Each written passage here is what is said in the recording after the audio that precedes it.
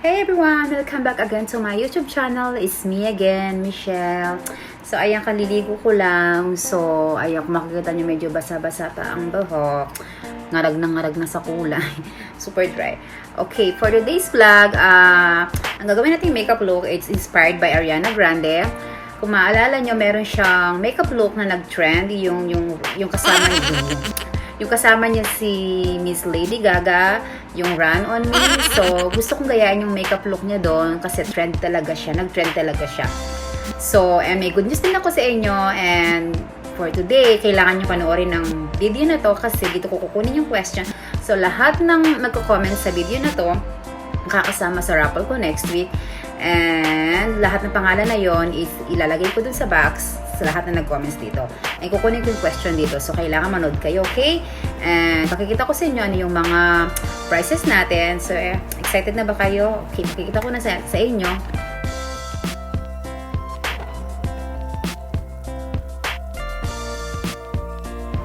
Okay, so pakikita ko na sa inyo ano yung mga prices natin. But make sure, mga subscriber na rin kayo. Kung di pa kayo mga subscriber, pwede pa kayong humabol. So, mag-subscribe na kayo and then comment down below. Okay? Kasi meron akong question later. Pero kailangan yung panoorin ito.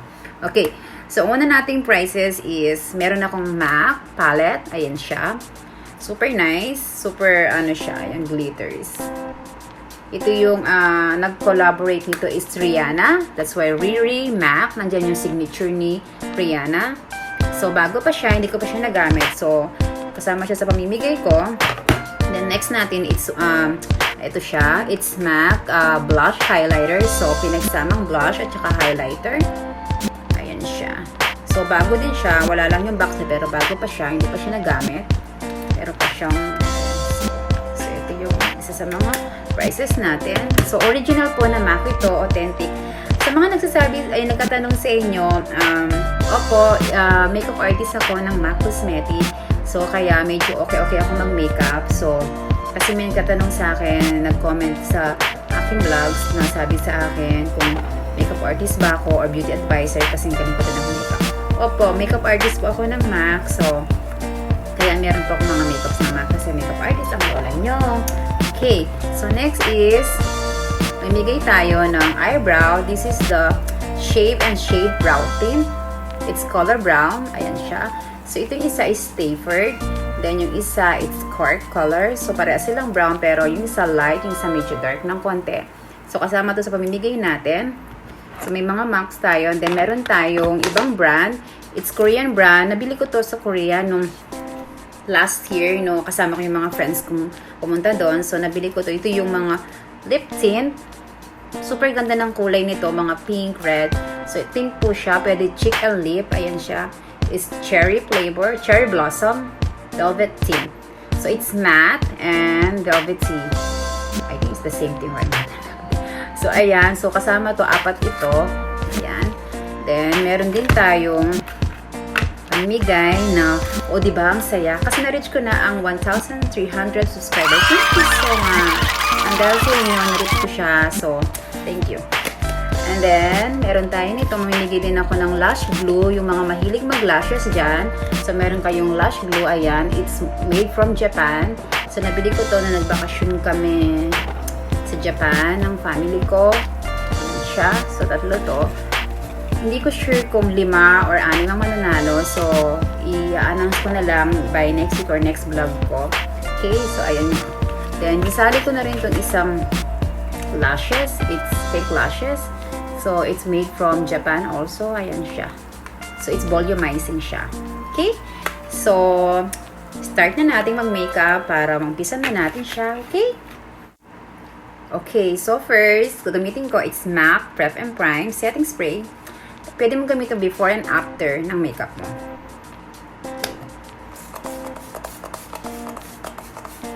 Para i-prep nyo yung skin mo for your next products. Then, second one is, ayan, pag nag-absorb na siya ng konti, so okay na yan. Then, after that, gagamitin natin is prep and prime din. Prep and prime din siya ng MAC. It's Natural Radiant. It's pale yellow. Ito yung makeup base na tinatawag nila. Ilalagay ito before your foundation. So, gagamitin muna natin to before tayo maglagay ng ating foundation. So, So, it's color yellow, but pag nilagay mo siya sa face mo, it's colorless. So, wala siyang kulay. Malinis yung kamay ko, okay? Nakapag skincare na rin ako, so, ayan lang. Make sure malinis ang kamay. So, ayan. Tapos, lalagay lang siya. Pwede kayong kumamit ng brush. So, it's optional naman ito kung gusto nyo.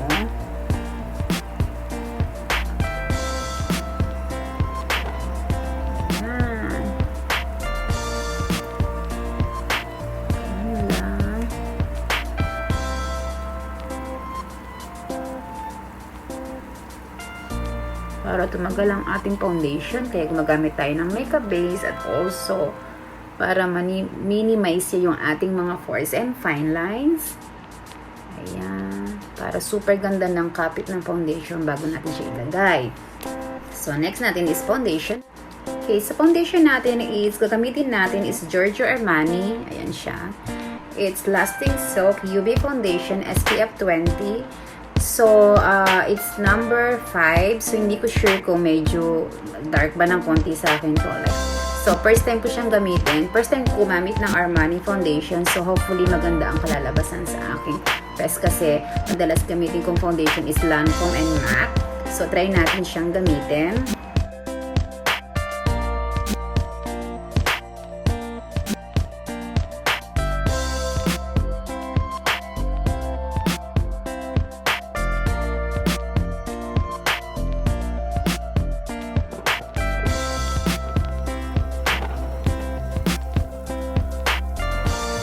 So far, nagustuhan ko naman yung foundation ng Armani kasi super lightweight lang niya.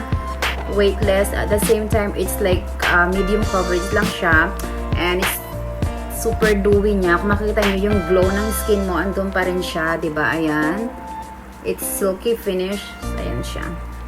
Okay, so next natin yung ating eyebrow. So, gagamitin nating eyebrow is Deep Dark Brunette ng MAC. Ayan siya. Ito siya. So, gagamitin ko is angle brush ng MAC also. So, kukuha lang ako ng konti. Then, lagyan na natin sa ating eyebrow.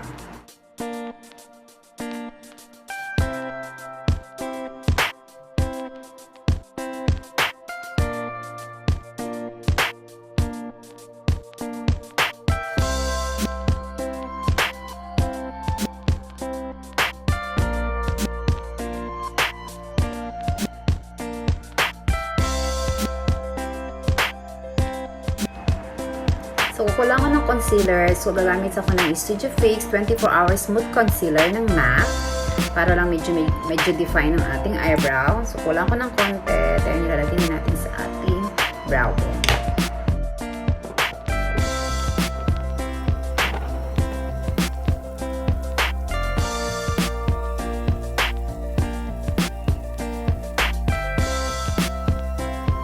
So, concealer again, nalagay lang natin sa ating eyelid para gamitin as a primer. Same concealer lang ang ginamit ko sa eyebrow. So, blend ko lang siya ng beauty blender.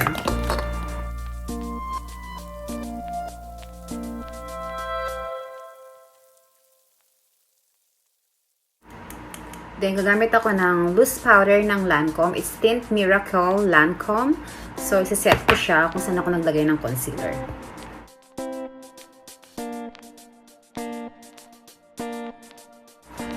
Then, sa eyeshadow na tayo. So, gagamit ako ng Bobbi Brown eyeshadow. Ayan siya. So, ito yung kulay niya. Super natural lang yan. So, mag-focus tayo lagay ng eyeshadow sa ating eyelid. Itong kulay na to. At tapos ito. Then, konti lang. Itong dalawa na to. Gagamitin natin.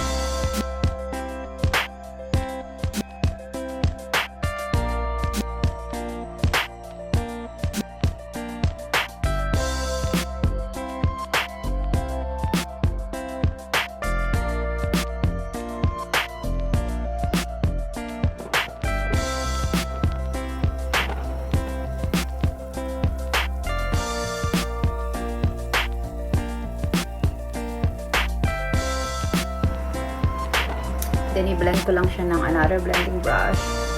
So, dapat natural lang siya.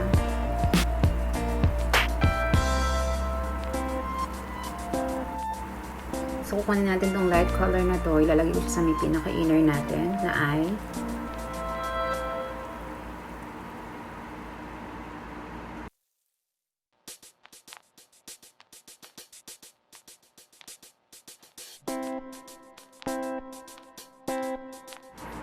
Then, gagamit ako ng MAC Brush Black Brush Stroke Eyeliner. So, it's pen liquid. Yun siya. Okay. So, it's black color.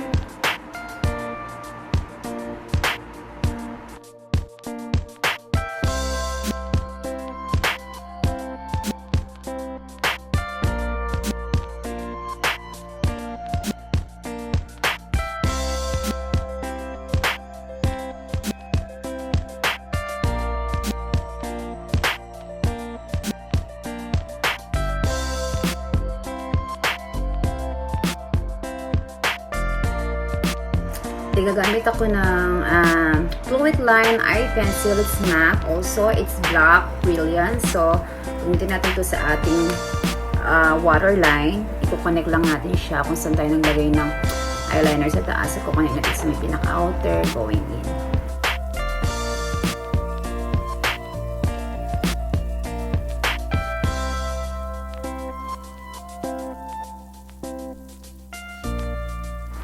Okay, so concealer ulit. So, gagamit ulit tayo ng kung ano yung ginamit natin na concealer kanina. So, ito yung gagamitin natin sa under eye natin.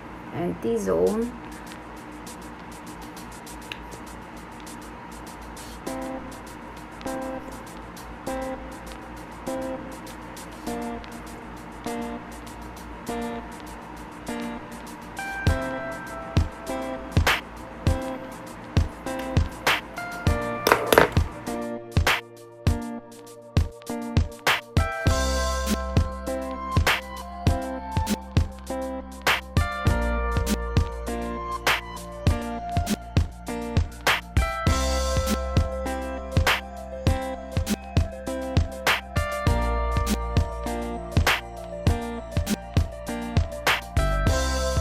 Then, setting powder, same kanina. Ito yung Lancome Tint Miracle Setting Powder sa ating test.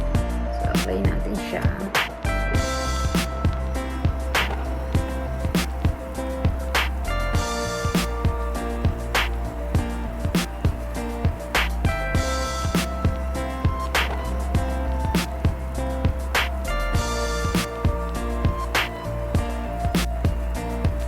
Gamit ako ng powder brush 150. I-blend natin yung setting powder na nilagay natin kanina.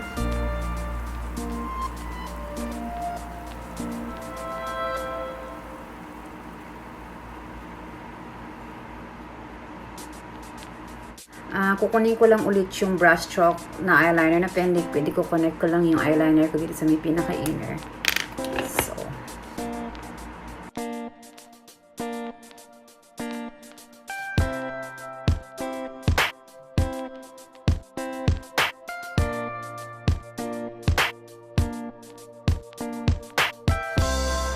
okay, so white eyeliner na tayo. Since wala yung eyeliner, kung hindi ko makita yung white eyeliner na liquid, meron ako dito pencil lang.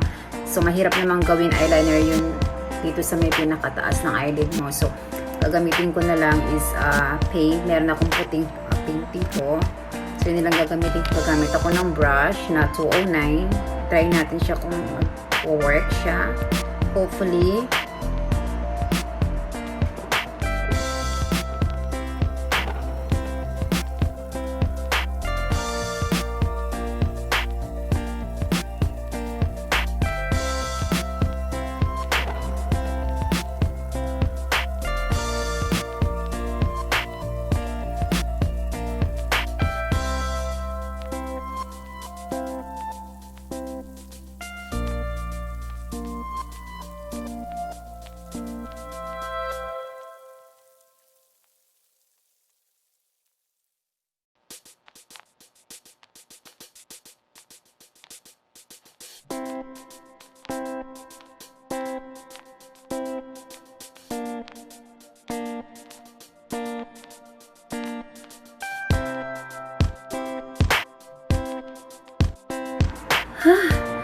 grabe. Talagang kailangan talaga super concentrate ka talaga sa paglagay ng white eyeliner. Actually, hindi siya eyeliner, di ba? Paint siya. So, medyo mahirap siya i-control. So, good thing naman, medyo okay naman at nakuha ko. Ay, thank God. So, gawin na natin sa kabila. Grabe. Ang hirap ng walang white liquid eyeliner. Meron lang ako yung white nga na paint. So, ayan. So far, okay naman siya. Nakapaglagay na rin ako ng ating lashes. So, ngayon is, next natin is yung ating bronzer. So, ayan. So, gagamitin na natin yung ating Electric Wonder ng MAC. Ayan. Ang pangalan nito is Canyon Dreaming na bronzing powder, which is gagamitin ako ng brush na 140 ng MAC. So, maglagay na tayo ng ating bronzer.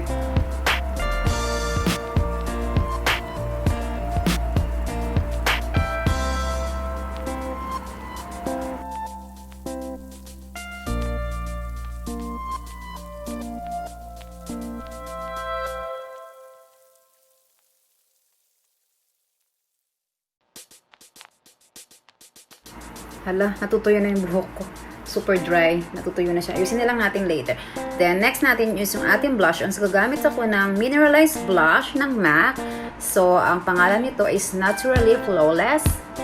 So, ito yung MAC na blush yung nagagamitin natin. Super natural lang talaga. Ayan. So, put tayo ng 129 brush ng MAC para sa ating blush on.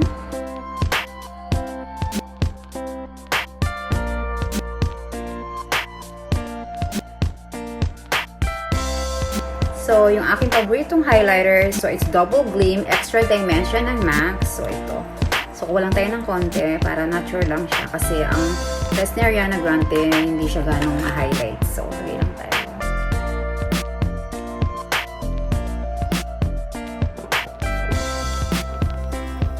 Then, konting contour sa ilong. Matangos kasi ilong niya. Ang ilong natin hindi naman ganun katangos. So, kuha tayo ng konti. So, kung yung ginamit ko na bronzing kanina or bronzer. So, yun yung gamitin ko sa aking ilong. Using my ring finger. Paitin yan. Tanggalin natin.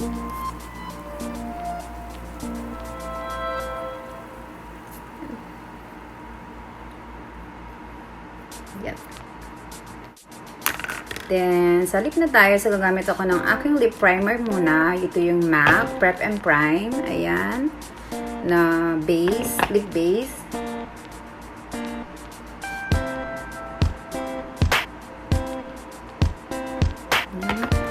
Tapos, i-apply ang aking lipstick. Magamit ako ng lip primer. And so, gamitin natin lip liner. It's MAC Soar. So, it's para siyang light pink. Soar color. It's MAC din. Siya. So, maglalagay tayo ng lip liner first.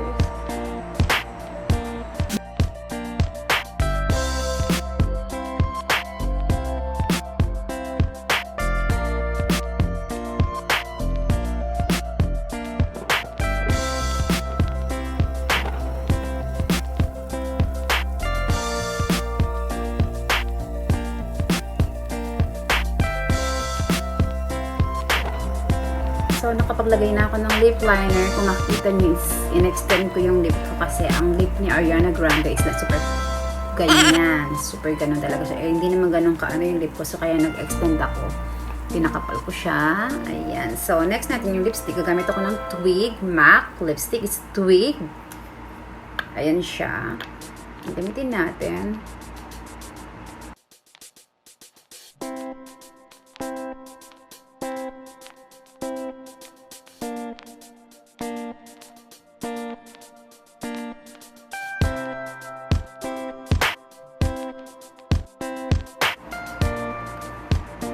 Filter ba ako? No, it's just makeup. Okay, so next natin is yung lip gloss. Ito yung pinaka-last natin lalagyan natin sa ating lip. So,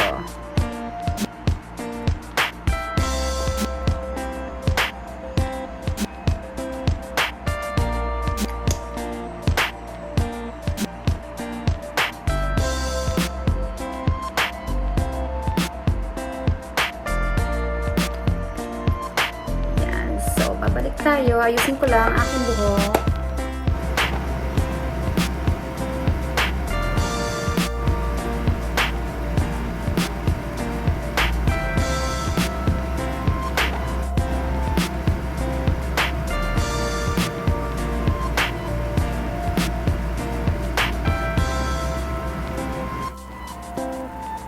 So, ayan, tapos na ang ating makeup tutorial for today, inspired by Ariana Grande. Sana nag-enjoy kayo at sana may natutunan kayo. Ayan. Super dali lang naman yan as lang na meron kayong white eyeliner or white paint. So, ginamit ko it's white paint. Ayan, medyo okay naman siya. Nag-work naman siya. So, I'm so happy at nagaya ko siya kahit konti lang. Nagaya ko yung kanyang eyeliner. Diba? Ayan. So, ngayon, ang ating paraffle for next week. So, ganito na lang. I-comment nyo na lang sa video na to at least 3 products na mga ginamit ko na makeup for today. So, ilagay nyo lang siya. And then, lahat na magko-comment dito sa video na to, of course, isama ko sa raffle for next week. But make sure isusulat nyo o i-comment nyo ano yung mga ginamit kong products. At least 3. Okay? So, ilagay nyo lang siya sa comment sa video na to. And then, i-raffle natin siya next week or next vlogs ko. Okay? Pero please, bago ko tapusin ang aking vlogs for today, please yung mga di pa subscribers sa inyo, please mag-subscribe na kayo. At the same time, please likes and comment down below kung meron kayong mga any suggestion or comments. And also, please don't forget to click the notification bell, okay? Para ma-notify kayo kung meron akong mga bagong vlogs na i-upload. Okay? Thank you so much! Bye-bye!